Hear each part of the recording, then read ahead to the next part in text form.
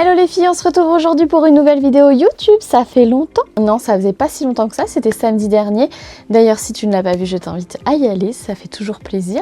Tu trouveras certainement des petites choses qui t'intéressent. Si tu aimes le crochet ici, on parle crochet, création, livres, mercerie, astuces, ateliers, commandes, enfin voilà. N'hésitez pas si vous avez des questions, c'est le moment. Moi, c'est Déborah du compte Anna B Crochet. Si vous ne connaissez pas, j'ai un site internet et je fais plein de designs au crochet, vous en voyez quelques-uns au-dessus de moi. Je suis une passionnée, ça fait maintenant 8 ans que je crochette et je vous propose également des box à l'année. Vous pouvez vous abonner et tous les mois vous recevez une box crochet avec des modèles différents, plein de thèmes, des goodies, plein de choses. Aujourd'hui on va parler astuces, conseils. Je vais vous donner les 10 conseils que j'aurais aimé qu'on me donne quand j'ai débuté le crochet. Le tout premier conseil que je peux vous donner et qui n'est pas des moindres, c'est munissez-vous d'un bon crochet.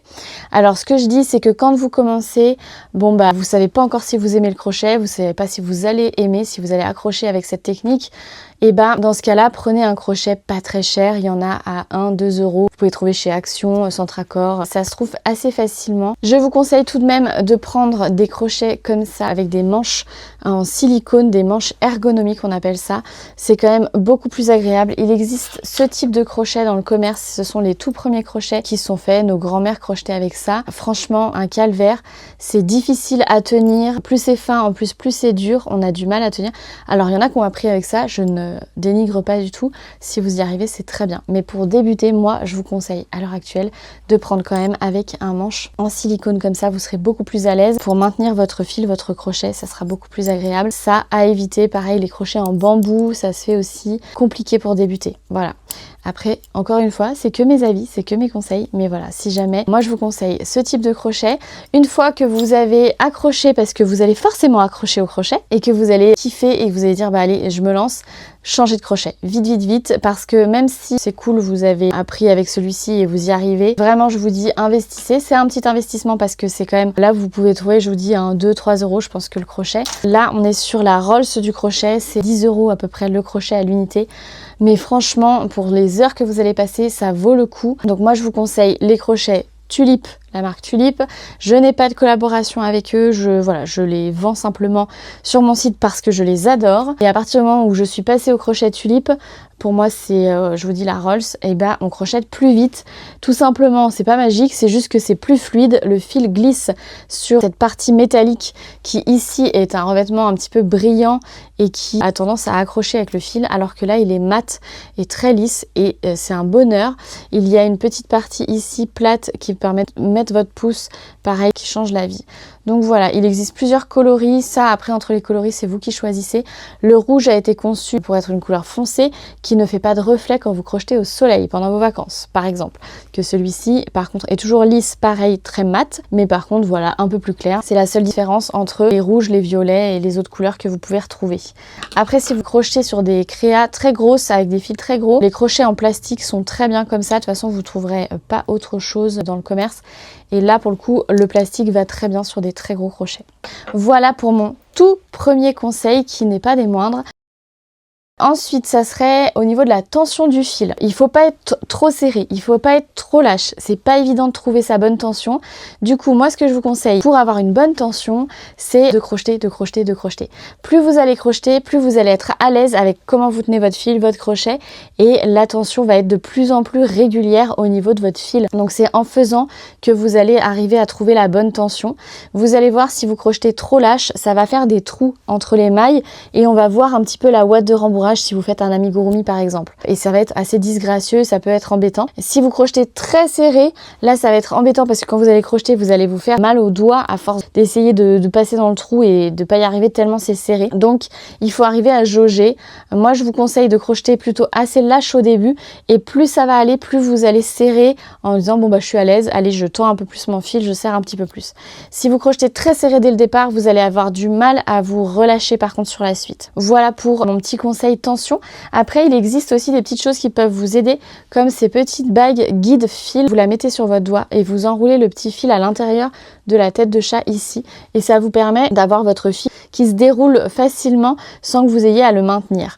Pour ma part, je vous montre comment je tiens mon fil et mon crochet, si ça peut vous aiguiller. Mais il y a tellement de façons de faire que vraiment, c'est pas forcément la bonne façon. C'est comme ça que moi j'ai appris.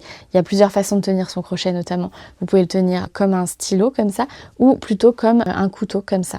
Ça, c'est comme vous êtes à l'aise. Mais je vais vous montrer ça tout de suite. Donc vous voyez, moi je tiens mon crochet du coup plutôt comme un stylo et pas comme un couteau. Mais après ça c'est vraiment des façons de faire. Et au niveau de la tension du fil, donc moi j'ai le fil qui passe au-dessus de mon index, ensuite sous le majeur. Et c'est le petit doigt finalement qui vient faire cette tension et qui tient le fil et qui permet du coup d'avoir une tension plutôt uniforme. Et donc quand je crochette, je viens chercher le crochet au-dessus de mon index. Et là, ici, ça se déroule tout seul et ça passe dans le petit doigt pour la tension.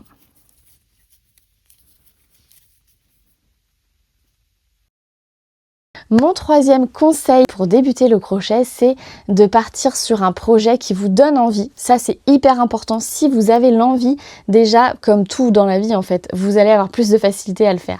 Donc un projet qui vous donne envie et qui soit pas évidemment impossible à réaliser. Si c'est noté sur les patrons, les niveaux, prenez un niveau débutant, pas intermédiaire ou expert.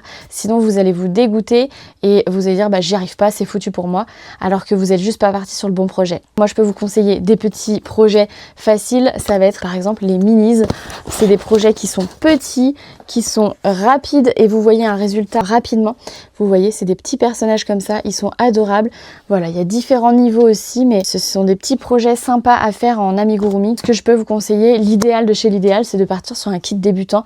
Vous avez plein de kits débutants qui existent. Alors s'il vous plaît, n'achetez pas les kits débutants chez Action, parce que vraiment, c'est pas que je critique ces boutiques, je suis la première à aller acheter 2-3 trucs de déco dedans ou des cahiers que j'ai besoin. Mais les kits crochet, c'est vraiment pas idéal pour débuter, vous allez vous perdre.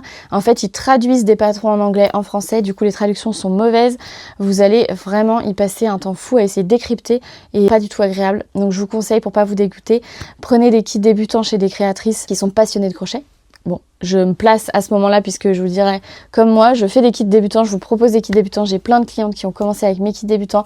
Vous avez la petite tortue de dentition, la dent de lait qui est géniale à faire. C'est des projets qui sont rapides, faciles. Je vous montre avec des vidéos comment débuter, comment lire un patron, les astuces, etc. Ou sinon, vous pouvez toujours partir avec des livres. Il y a plein de livres qui existent dans les librairies, dans les commerces comme Cultura, Fnac. Et dedans, vous avez plein de photos qui vous expliquent. Et puis pareil, comment débuter le crochet, comment tenir son fil, etc. Donc voilà. Vraiment privilégier les contenus de qualité plutôt que des choses qui vont être pas chères et vous dites bon bah je vais pas mettre cher comme ça, au moins si j'aime pas c'est pas grave. Mais si vous mettez pas cher, bah vous allez avoir quelque chose qui va vous dégoûter d'avance parce que ça va être mal rédigé, incompréhensible, pas facile, avec des produits pas de qualité, enfin voilà. Donc si je peux vous conseiller ça. Quatrième conseil que j'aurais aimé qu'on me donne quand j'ai débuté, c'est si c'est raté, c'est pas grave, on démonte et on recommence. Et surtout ne pas désespérer parce qu'en fait, moi aussi, comme vous, au début, je me suis énervée, j'ai crocheté certains ouvrages à l'envers, ça m'a agacée, ça ressemblait pas. Donc surtout, ce que j'aurais aimé qu'on me dise, c'est souffle, prends le temps, ça va venir. C'est comme tout, ça s'apprend. Et quand on est adulte, c'est toujours plus difficile d'apprendre des choses parce qu'il faut se remettre dedans, il faut écouter, prendre le temps, mettre pause, revenir en arrière. Et on peut démonter son travail, recrocheter. Donc prenez le temps et c'est pas grave. Si vous avez raté, bah recommencez. Mais ne pas désespérer, ne pas perdre patience parce que le crochet, c'est ce que je dis, c'est beaucoup de patience, surtout au début. Après, c'est un bonheur une fois qu'on est à l'aise. Mais au début, il faut s'accrocher un petit peu parce que forcément, c'est nouveau et on débute quoi. Le cinquième conseil que je pourrais vous donner ici si vous débutez et que j'aurais aimé qu'on me donne à l'époque, c'est ne te compare pas. Je trouve que c'est un conseil qui est archi d'actualité puisque sur les réseaux sociaux, on en voit de tout et de rien. Avec l'IA, on voit aussi de tout et de rien. Il y a énormément de patrons sur Etsy, notamment je vois, qui sont pas faits, enfin en tout cas les photos ne sont pas faits par des vrais appareils photo, des vraies personnes derrière. Donc ne compare pas surtout en disant ah bah moi ce que j'ai fait ça ressemble pas du tout à la photo. Surtout quand on débute, bah comme je vous disais, il peut y avoir avoir des différences de tension, il va y avoir le corps qui va être un peu plus gros que la tête parce que vous avez réussi à serrer plus la tête. Donc au début, c'est pas grave, c'est comme ça, c'est pas parfait, mais ça vient en faisant. Et donc plus vous allez faire et plus ça sera joli et plus vous allez vous affiner sur les techniques, les broderies, les assemblages, etc. En regardant des petites vidéos conseils, des petits tutos. Donc ne vous comparez pas en disant mais moi ça ressemble pas, j'y arriverai jamais, c'est pas ça qu'il faut faire. Non, vraiment accrochez-vous et puis faites comme vous le sentez et c'est comme ça. On est tous différents et chacun son rythme. 6e conseil, et ça pas des moindres, et on le dit pas souvent, mais je trouve que c'est un bon conseil, c'est lis bien le patron avant de débuter. Ne te lance pas, hop, tête baissée, tu commences première partie, tac, tac, tac, je crochette. Je trouve que c'est quand même pas mal, alors pas lire en détail chaque rang, mais lis l'ensemble du patron. Après moi, mes patrons, j'essaye vraiment de vous inscrire toutes les indications au début s'il y a besoin qu'elles soient au début. Mais si c'est pas forcément mon patron, je trouve que c'est important de vous donner ce conseil parce que moi ça m'a joué des tours où je fais mon travail et en fait, ah mince, il fallait que je mette les yeux. Zut, et en fait du coup j'ai déjà fermé. Donc voilà, je trouve que c'est important et c'est un bon conseil à donner. Lis le patron, voilà, rapidement, mais lis le patron pour avoir une idée d'ensemble. Et pour ce qui est des conseils sur comment lire un patron, et je vous laisse regarder les vidéos sur les kits débutants par exemple, et je vous ferai certainement une prochaine vidéo de comment lire un patron. Ça peut être intéressant d'avoir ces petits détails. Le 7e conseil que je vais vous donner ici, pareil, un conseil hyper important, ça rejoint un petit peu le conseil numéro 1 de prendre un bon crochet. Et là, sur ce conseil-là, c'est vraiment de prendre un bon fil, hyper important. De toute façon, quoi que vous fassiez dans la vie, si vous le faites avec du bon matos, c'est toujours mieux. Ça, c'est sûr, c'est inévitable. Tu vas avoir des déconvenus qui vont être évités si tu prends un bon fil, notamment le fil qui se dédouble. C'est pareil, des fils de mauvaise qualité qu'on peut trouver dans des boutiques vraiment pas chères. Et oui, il y en a plein et il va y avoir des belles couleurs, ça va donner envie, on se dit allez, je prends ça, c'est pas cher, j'en prends plein comme ça, j'ai de quoi faire. Mais vous allez vite être dégoûté, votre fil se dédouble, donc c'est-à-dire que en fait le fil, il a une certaine torsade, c'est plein de petits brins qui sont torsadés ensemble. Si vous prenez un fil de mauvaise qualité, la torsade n'est pas bien faite et du coup vous allez crocheter, vous allez avoir plein de fils qui vont se dédoubler, ça va être pénible, ça va s'accrocher dans le crochet. Vraiment pas le bon plan. Je vous conseille en marque de fil, de coton en tout cas pour les amigurumi, tout ce qui est personnage ici. Les marques qui sont top ici chez nous, ça va être Fil d'Art, vraiment un coton 3, ça c'est idéal, c'est un fil mercerisé. D'ailleurs je parle de tout ce qui est fil fantaisie, fil coton dans ma petite vidéo sur le matériel, n'hésitez pas à aller la voir, elle est sur ma chaîne YouTube, il y a plein de petits tips sur le matériel à avoir. Donc bon fil en marque, il y a Fil d'Art, Pingouin qui est aussi Fil d'Art, qui est une bonne marque aussi, et moi que j'adore et que j'utilise au quotidien, c'est la marque Skepios, donc les fils Katona qui sont vraiment incroyables, fil mercerisé aussi. Si vous prenez par exemple, là c'est un fil que j'ai trouvé chez Action, vous voyez c'est un fil chenille, en fait vous allez, hop, si vous décrochetez c'est foutu, vous tirez un petit peu sur le fil, ça se casse, vraiment pas agréable parce que du coup vous avez monté tout un projet et ça risque de mal se finir quoi. Donc voilà, je vous conseille un fil de qualité, pareil ça va être beaucoup plus fluide, ça n'accroche pas sur votre crochet, 100 fois mieux. Le 8e conseil, ça rejoint un petit peu, ne te compare pas, c'est vraiment sois patiente avec toi, c'est ce que je vous disais. Vraiment, on souffle, on se dit pas que c'est foutu, on n'y arrivera pas parce que c'est pas forcément le cas. Il faut juste un petit peu de temps et du temps, on n'en a pas toujours. On est maman, on est mamie, on a plein de choses, on a des activités à côté, on fait partie d'assaut, on bosse. C'est pas toujours évident de trouver 2 heures pour se mettre sur son crochet et que personne ne nous parle. Quand on débute, on a besoin d'être concentré sur cette activité et c'est pas évident. Donc, on est patiente, surtout, on prend le temps, on a un petit moment, on se met un petit peu de crochet, on essaye, on fait le cercle magique 1 fois, 2 fois, 6 fois et on recommence et voilà. Et on est patient parce que c'est une grosse qualité pour pouvoir débuter le crochet et après, une fois que vous aurez le temps de crocheter, vous pourrez avoir ce temps pour souffler et méditer parce que quand on crochette finalement on pense à rien d'autre que ce qu'on est en train de faire et c'est ça qui est bien. 9e conseil que je peux vous donner, qui est vraiment important quand on débute le crochet, c'est de marquer ses rangs. Moi, je le fais plus maintenant parce que j'ai l'habitude et j'arrive à repérer le début de mes rangs et la fin de mes rangs. Mais je vous conseille vraiment en tant que débutant de marquer vos rangs, même si c'est un petit peu pénible parce qu'il faut mettre son marqueur à chaque fin de rang. Ça demande, allez quoi, une demi-seconde. Mais vraiment, ça va vous aider pour la suite de votre travail. D'ailleurs, si jamais je fais des cales, j'en fais à peu près 2 fois par an. Des cales, c'est crochette along, ça veut dire qu'on crochette ensemble un projet que vous ne connaissez connaissez pas, je vous indique toute la marche à suivre et on fait ça en live sur Instagram. Je vais essayer de les diffuser sur YouTube aussi dorénavant. Et du coup, on crochette ensemble. Alors, je ne fais pas des cours vraiment crochet débutant, je vous apprends pas le cercle magique, la maille serrée, etc. Mais par contre, je montre plein de petites choses qui sont hyper utiles sur les broderies, comment compter les rangs, comment repérer les rangs, l'assemblage. On fait tout ensemble en fait, du début à la fin d'un amigurumi. Donc ça peut être vraiment sympa. Si vous voulez ne pas louper les cales et les infos concernant les dates, etc., n'hésitez pas à vous abonner à ma page Insta. C'est anabe.crochet.shop. J'y poste vraiment beaucoup d'actualités et je vous indique dès qu'il y a un cal, dès que ça commence, et on crochette ensemble 2 soirs par semaine. Vous pouvez louper un soir, il n'y a pas de souci, reprendre, les lives sont rediffusés. Mais donc bref, petit aparté terminé sur les cales, je vous conseille donc de marquer vos rangs. Il existe plein de marqueurs différents. Ceux pour débuter, en général, c'est ces petites épingles en plastique. On vient mettre la petite épingle sur notre maille, la dernière maille du rang. On sait que c'est là qu'on a fini notre rang. On peut faire le rang suivant en toute tranquillité sans perdre le début du rang.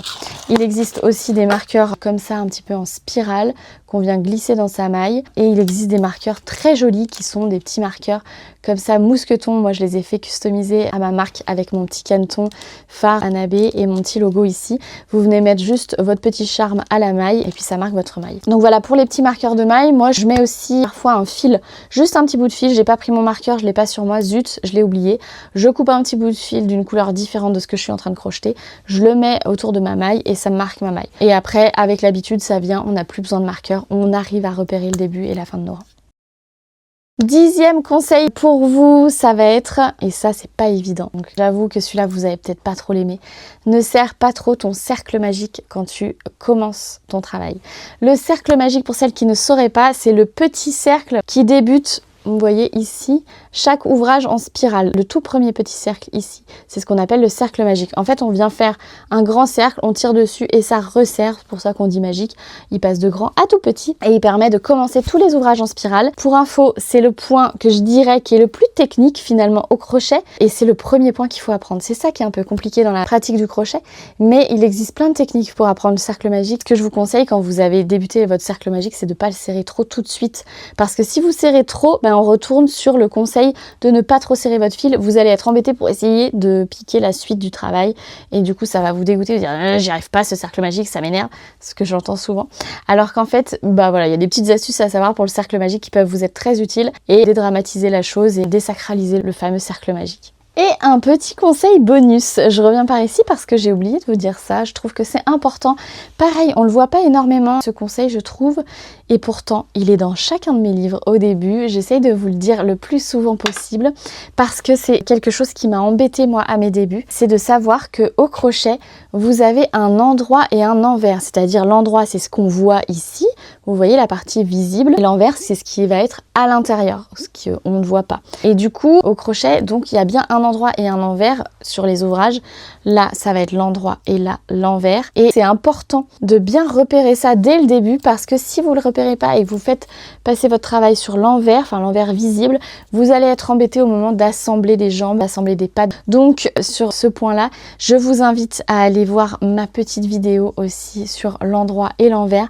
Je vous indique vraiment tout comment repérer l'endroit de l'envers, elle est super bien faite et c'est vraiment indispensable pour débuter le crochet. Voilà pour cette petite vidéo de mes 10 conseils pour débuter le crochet.